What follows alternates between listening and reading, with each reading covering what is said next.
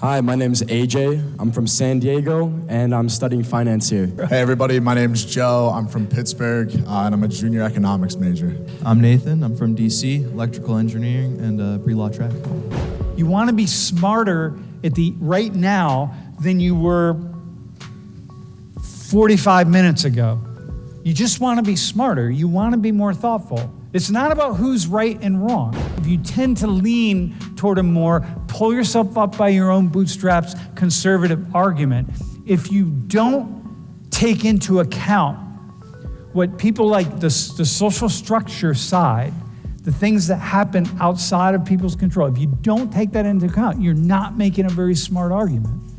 And if you only think the thing the most important, that matters most beyond anything is the stuff that happens to us outside of our control, and you don't take into account personal decisions that people make. You gotta watch your language, my friend, because when you said, did your mother used to say that? Watch your language, AJ. Just got a flashback. I saw that in your eyes. Dude, exactly. Like the kids, carjacking, guaranteed. What are their friends doing, dude? The friends that they're hanging out with, they could have chosen the smart, nerdy kids, right? But they didn't.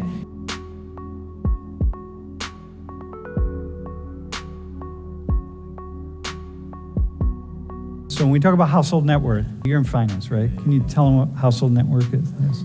It's a combination of all your assets, everything that you own, and you have to account for your debt. That goes into it as well. It's a factor. Got it. And then at the end of that is your net worth, okay? Net worth is everything, factoring out the debt. Yeah, yep. Median and mean. So median is that's like the middle number, right? Yeah, hold it close. Median's like the middle number, whereas mean is so if you have like 5 90s and a 0, right? The mean's gonna be about 50. Median is gonna be a 90 since that's like the middle number. And if you listed all the numbers out and you picked the one in the middle from, the first to the last, the median would be 90, but the average would be a lot. Okay, exactly. So if you line up all the households in the United States across the front of this room, 200,000 or whatever it is, 170,000, I don't know. You line them all up. The wealthiest down at that end, the poorest down at that end, and you take the one right in the center. That's the median. But if we take the average household wealth, what it does is you add up all the wealth of everybody and you divide by the number of people. And that means you have like the Bill Gates of the world and the Warren Buffetts and all the richest people. And so that net worth, the mean or average household net worth in the United States is about $1.5 million because it includes all those other people. But this is the one in the middle. Now, does this make sense to you? No high school diploma, et cetera. Does that make sense?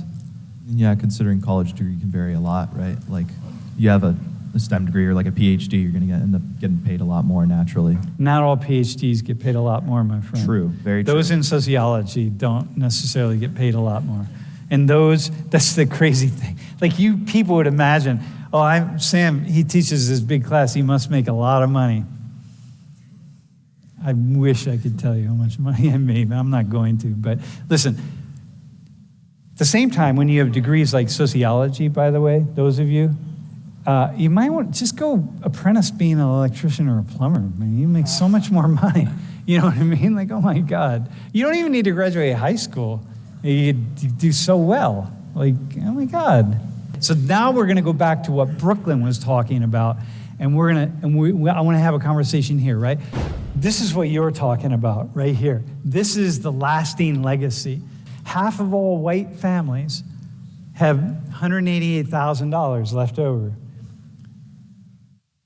Black families, $24,000, Latino or Latina, $36,000, and multiracial or Asian, $74,000. How is this so low, man? Explain why Native Americans, who now are sort of shifting to say, hey, we prefer to be called American Indians. People have lots of different names, but okay, so that's why I put in American Indians. Why are they the poorest Americans? So everyone in the class, you want to make an intellectual argument here. You want to be smarter right now than you were 45 minutes ago. You just want to be smarter. You want to be more thoughtful. It's not about who's right and wrong. It's not at all about that. But if you don't draw from both sides of this, you will be wrong. You will be more wrong than right.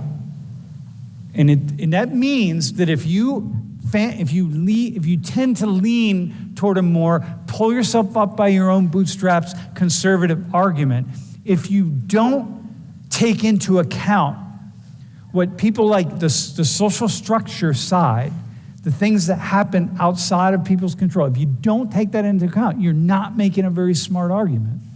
And if you only think the thing the most important, that matters most beyond anything is the stuff that happens to us outside of our control, and you don't take into account personal decisions that people make, because those young people, those black teenagers, in the end, they made a decision. I want to know why these young black teenagers decided that it was a good idea to jack someone's car and take it from them and be violent in the process. I just want to know, explain that to me. The first answer you would have given, when we first went down the road, the very first thing when I asked you about the Nassau kids, why doesn't that apply here? I don't care what happened to them.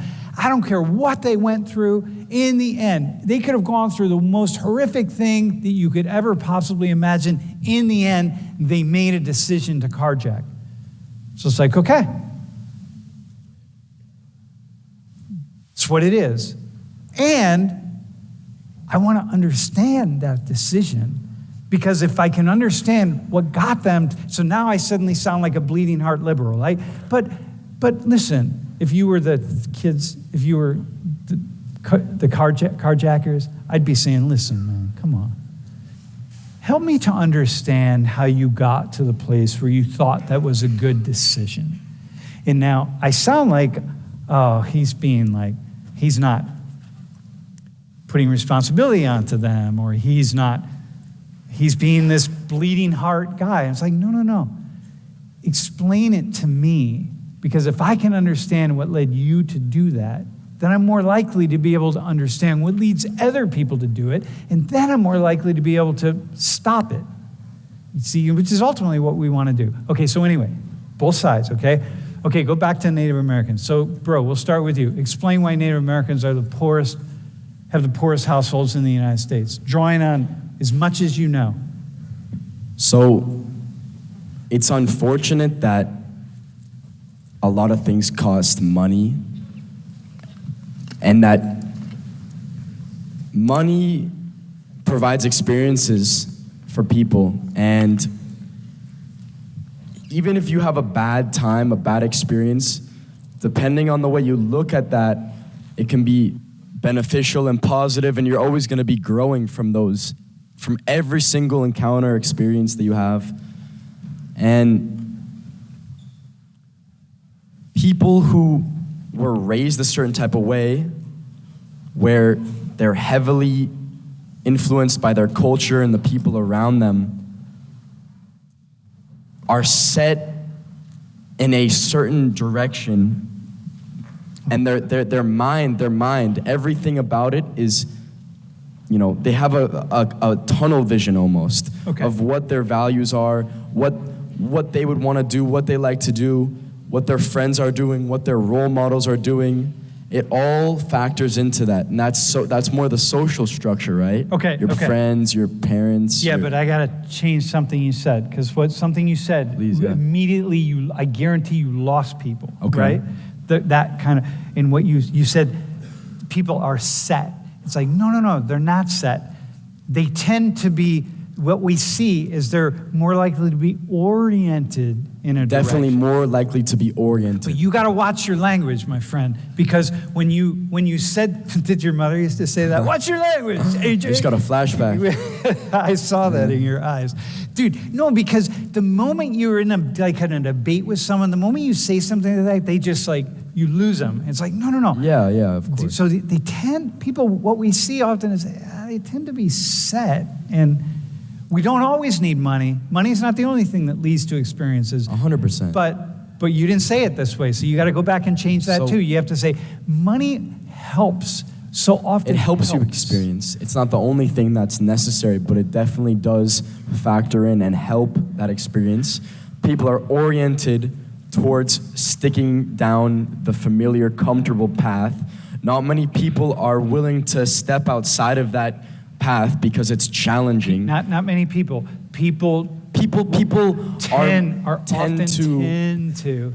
to yeah, okay. be uncomfortable outside of what is not familiar to them. Dude, exactly. Like the kids carjacking, guaranteed.